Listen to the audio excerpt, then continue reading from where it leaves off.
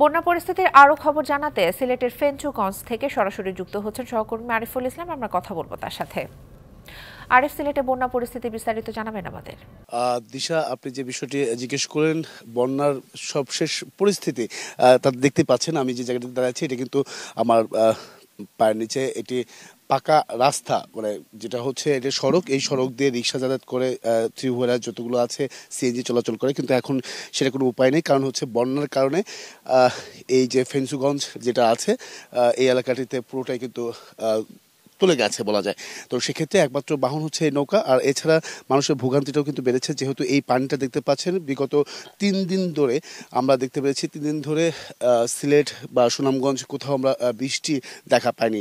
তো পানি কমতে শুরু করছে, আর এই পানিটি হচ্ছে মূলত হাওরের পানি এখন, কারণ নদীর পানি যেটা ছিল সেটা কিন্তু নেমে গেছে। তো সব কিছু মিলেই এইখানে আমি আশেপাশে এই এলাকাটিতে যতটুকু ঘুরে দেখেছি সেটা হচ্ছে কয়েকটি কবরস্থানও দেখেছি, সেই কবরস্থানেও পানি উঠেছে। এরপর নানা ভোগান্তি যে তারা পোহাচ্ছেন প্রতিনিয়তই, সেই বিষয়ে একটু জানার চেষ্টা করব। একটু বলবেন যে হঠাৎ করে এই বন্যাটা আপনাদের কতটুকু প্রস্তুতি নিতে পেরেছিলেন কিনা? আসলে এটা তো হচ্ছে কি, প্রস্তুতি নেওয়ার মতো যে আমাদের মানুষের আছে। এর চেয়ে বড় বন্যা যেমন 91 বন্যা, ধীরে ধীরে পানিটা হয়েছে। পানিটা হওয়ার কারণে মানুষ প্রস্তুতি নিতে পারছে। কিন্তু 2022 আর 2024 যে বন্যাটা, এই বন্যাটা হচ্ছে চট করে একদিনের ভিতরে মানুষ পানিবন্দী হয়ে গেছে। যেমন সকালে রাস্তাঘাট ফাঁকা, শুকনা, ঘুমাইছে, সকালে উঠে দেখে পানি, রাত্রে ঘুমাইছে, সকালে উঠে দেখে পানি। এখন চট করে একজন এই অবস্থায় যে এই যে একটা কবরস্থান, এই কবরস্থানটা একজন মানে যদি মারা যায়, এখন সবচেয়ে দুর্গতি হচ্ছে এই মানে দাফন করাটা, মাটি দেওয়াটা। এখন হচ্ছে কি, চট করে যে ডাক্তারে যাবে সেই মাটি কাটলে কি পানি বের হবে বিষয়টা? হ্যাঁ, অবশ্যই অবশ্যই। এইখানে যতটুকু পানি, এই কবরটা খুঁড়তে গেলে আর বেশি পানি বাইর হবে। তখন কবরটা আর টিকানো যাবে না, এটা মাটির কবর, তো এটা ভেঙে যাবে। তখন অনেক দুর্যোগ, তখন একটা লাশ নিয়ে দুর্যোগের মধ্যে আছে, মানে ডাক্তারের জন্য সমস্যা, অনেক কিছু সমস্যা। এখন এই পাশে আছে গাজীপুর, মানে পূর্বকান্দি, আরও কিছু গ্রাম আছে। এই যে পাকা রোডটা, এই রোডটা হচ্ছে আরও 2 কিলোমিটার ভিতরে আছে, মানে সরকারি কাজের রাস্তাটা এটা। কিন্তু ওই জায়গার মানুষগুলো, যেমন একটা ডেলিভারি রুগী যদি হঠাৎ করে মানে পেট ব্যথায় ধরে, তাহলে এই রুগীটা নিয়ে যাবে কই?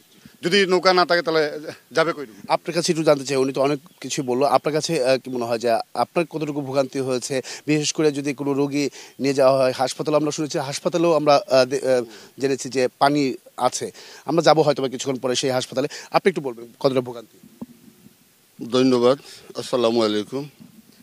আজকে যে বন্যার পরিস্থিতি, এই পরিস্থিতি আসলে আমি সিলেটি ভাষা কই, আমি ফেঞ্চুগঞ্জ উপজেলার কুতুবপুর গ্রামের বাসিন্দা। বেশিরভাগ সমস্যাই যেই সময় দেখে মারা যায়, মাটি দেওয়াটা বড় কষ্ট। ও যে আমরা মজরখানা ব্যক্তিগত হোক আর পঞ্চায়েতি হোক, এখন মানুষ মরলে যে দিতে পারবো এই ব্যবস্থা নাই। ও ভোগান্তিটা বড়। আর বড় ভোগান্তি, আমি গতকালকে হসপিটাল গেছিলাম, ফেঞ্চুগঞ্জ উপজেলা হসপিটাল। কিনো গিয়া রাস্তা বা যাওয়ার মকদরও নাই। আমার মারে লইয়া গেছিলাম, বয়স্ক মানুষ, 80-90 বছর বয়স, একটা ক্যাথেটার লাগানির লাগে। যাই হোক, হসপিটাল ব্যবস্থা আছে, বাট রাস্তার অবস্থাটা ভালো নাই। বেন গাড়িতে লইয়া আওয়া যাওয়া, প্রচুর ভাড়াও দেওয়া লাগে। এইটার লাগে গিয়ে হসপিটাল দেখা গেছে ভোগান্তির শেষ নাই। আর ধন্যবাদ। দিশা, শুনছিলেন এই দুজন ব্যক্তির সাথে, আসলে তারা এখানকার স্থানীয়, তারাই বলছিলেন যে ভোগান্তি কতটুকু পোহাতে হচ্ছে প্রতিনিয়তই, এবং কি তারা প্রত্যাশা করছেন যে আগামী কয়েকদিন যদি বৃষ্টি না হয় বা পানি নেমে যাওয়ার সম্ভাবনা রয়েছে, তবে এই পানিটি যেটা আছে আমার দেখালাম, সেই পানিটি কিন্তু আসলে হাওরের পানি, তবে তারা প্রত্যাশা করছেন কয়েকদিনের মধ্যে পানিটা নেমে যাবে। এই ছিল এখান থেকে দিশা সবশেষ। দিশা, সাধারণ মানুষের ভোগান্তি সম্পর্কে জানাচ্ছিলেন আরিফুল ইসলাম, আপনাকে ধন্যবাদ।